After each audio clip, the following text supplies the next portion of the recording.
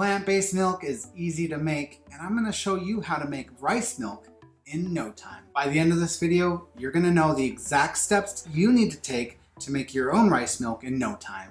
Coming up, measure out 3/4 cup of white rice. Side note, you can use brown rice here, but I like the taste of white rice better.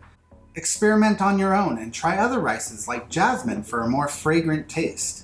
Speaking of side notes, if you like plant-based milk, go ahead and give this video a thumbs up. And cover the rice with 2 cups of hot water.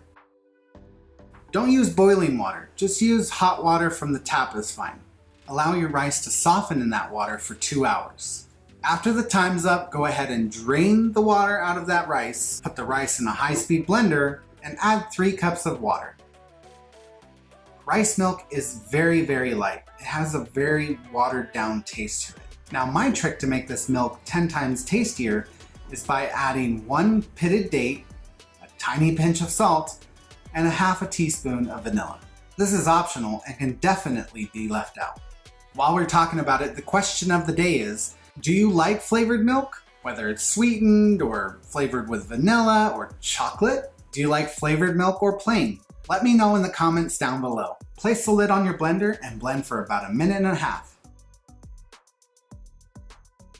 I like to double strain my rice, and I like to use a little wire mesh strainer to pour the milk through before it strains through a nut milk bag.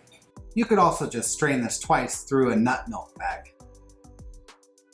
Now you know the steps to make rice milk in no time, but how do you make other plant-based milks? Well, I have the perfect playlist for you right here that shows you the step-by-step process you need to take to make your own plant-based milk at home. If you like this video, go ahead and give it a thumbs up and subscribe for more plant-based videos.